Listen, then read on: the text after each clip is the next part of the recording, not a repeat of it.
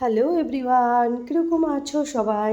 আশা করছি সবাই ভালো আছো। তো তোমাদের আশীর্বাদে এবং ভগবানের আশীর্বাদে আমিও ভালোই আছি। সুন্দর একটি মিনি ব্লগ নিয়ে আবার তোমাদের সামনে চলে আসলাম।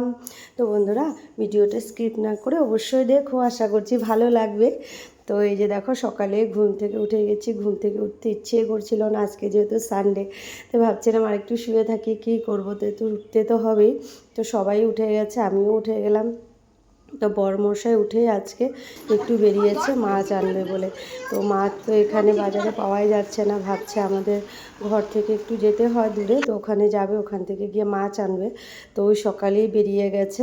তো ছেলেও উঠে গেছে। তো আমিও উঠে ব্রাশ টাশ করে নিলাম, দরজা জানালাগুলো খুলে দিয়ে ব্রাশ করে ঘর টরগুলো ঝাড়ু দিয়ে নিয়েছি। আগে ঘরটর বাসি ঘর ঝাড়ু টাড়ু দিয়ে তারপরে মুখটা ধুয়ে নিলাম, ধুয়ে একটু গরম জল খেয়ে নিলাম, খেয়ে একটু চা খেয়ে তারপরে যাব আরও যেগুলো কাজকর্ম আছে এগুলো করব। বেডশিটগুলো চেঞ্জ করব, যেহেতু সানডে, ছেলে স্কুলের কাপড় চোপড় আছে, ধুতে হবে। তো এই তো বসে গেছি চা নিয়ে। তো চাটা না প্রচণ্ড গরম ছিল, আমি যখন চুমুক দিয়েছি একদম জিভাটা আমার পুড়ে গেল। তো এই তো শাশুড়ি মা আছে, আমি, আমার মা, ছেলে সবাই একসাথে বসে বসে কথা বলছিলাম আর চা খাচ্ছিলাম। তো এই সময় সকালের টাইমটা একটু ভালোই লাগে, গরমটা কম থাকে, খুবই ভালো লাগে। তো চাটা খেয়ে একটু গাছগুলো জল দিয়েছিলাম, দিয়ে তারপরে আবার ঘরগুলোকে আর একটু ভালো করে ঝাড়ু দিয়ে, কেননা মুছবো তো ঘরগুলো, তাই আবার আর একটু ঝাড়ু দিয়ে নিলাম ঘরগুলো। এই যে ঝাড়ু দিয়ে তারপরে এদিকে মাছও নিয়ে এসেছে, বড়মশাই গিয়েছিল মাছ আনবে বলে।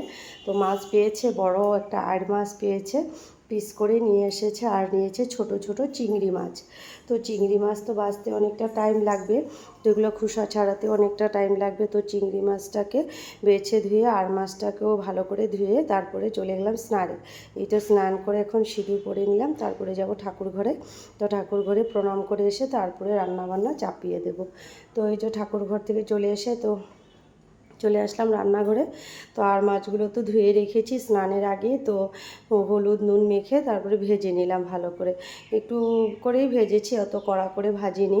ভেজে তারপরে পেঁয়াজ দিয়ে একদম শুকনো শুকনো করে বানাবো। আর কয়েক টুকরা বানাবো, আলু আর বেগুন দিয়ে একটু ঝোলও করেছি, কেননা ছেলে তো পেঁয়াজেরটা খাবে। তো আমরা সবাই ভেবেছি রাতে পেঁয়াজেরটা খাবো, আর এখন এই ঝোলের তরকারিটা খাবো। আর চিংড়ি মাছ আছে, তো শাশুড়ি খাবে না, কেননা শাশুড়ির আজকে দ্বাদশী আছে, উনি খান না, আজকে নিরামিষ খাবেন। তো ওইদিকে আমরাই খাবো। তো তো তরকারি বানালেও কে খাবে, তো এগুলোই বানালাম দুপুরে আজকে, পেঁয়াজ দিয়ে আর মাছের চচ্চড়ি করলাম, আর আলু বেগুন দিয়ে একটু ঝোলও বানিয়েছি। চিংড়ি মাছটা কীভাবে বানিয়েছি বলি তোমাদেরকে একটু।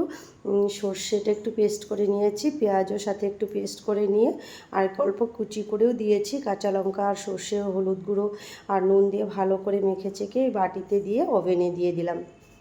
তো ওভেনে দিয়েছি, হয়ে গেছে, মাছটা নামিয়ে নিয়ে এসেছি। তো ওই যে মাছটা রেখে দিয়েছি এখানে, আর বরমশাইকেও খেতে দিয়ে দিলাম, ছেলেও খেয়ে নিয়েছে, শাশুড়ি মার খাওয়া দাওয়া হয়ে গেল।